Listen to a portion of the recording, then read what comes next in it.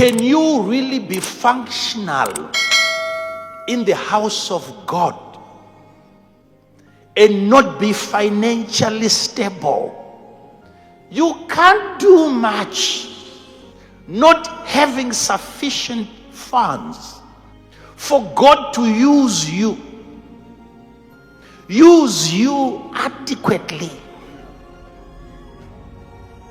I'm not saying you must since you have money, God is going to be using you financially. No. Even the spiritual things that you want to do without cash, you are going to find it so, it doesn't matter the gift is quite far from cash. No, you will see how money is going to affect that spiritual gift that is far away from money. You will see.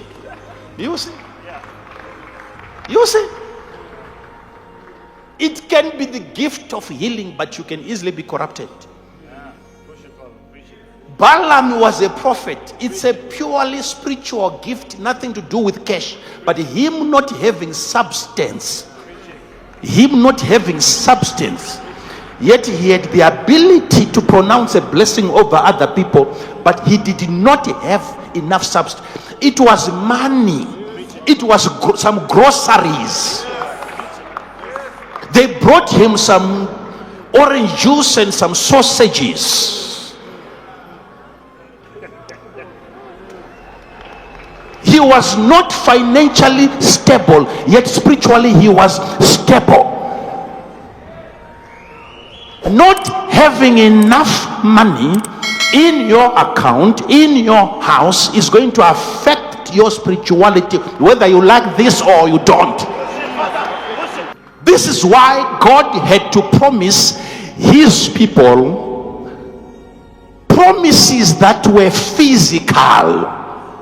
You will realize that when you are financially stable, when you are okay, I'm not saying you won't have other problems, but you will notice that when you even come to the house of God, when you go to church, having enough money for yourself and for your children, and even for your extended family, having enough, do you know that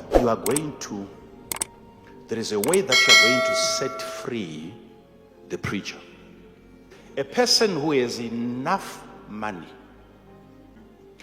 will come to church and give the preacher the liberty to teach on anything. So even if the preacher is going to talk about something, the guy with money is going to enjoy that. He's taking some notes. It's up to you, Mr. Preacher. Tell us what you want. I'm okay. But when you are broke, usually there are areas that you pray, you wish, you desire for the preacher to what? I'm telling you. So if the preacher comes and he says, today let's just talk about music. When you have money, you say, yes. The guy with money doesn't care. Whatever you want to talk about. And you preach for 2 hours, 3 hours. If the service is in the evening, you can almost see as a preacher who has a car and who doesn't have. These are things that are so practical. You don't know how poverty has affected your spirituality. You are worried. The message is good. The spirit is moving, but you don't know what to do after. Transport. You can almost move around and say, you have a car, you have a car, you don't have, you have a car, you have a car, you have a car. In most cases, you are accurate. Not like you are a sharp prophet, no.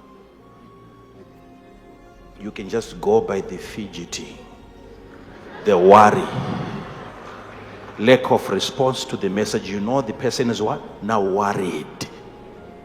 See, what is happening there is spiritual things, and yet physical things that are not there have now affected your response to the things of the spirit. You don't know how it feels when you sit in the house of God and you know all your bills are paid. That feeling is divine. The feeling, not the money, the feeling that money creates, that feeling is divine.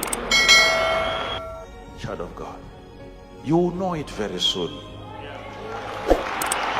You will know it very soon.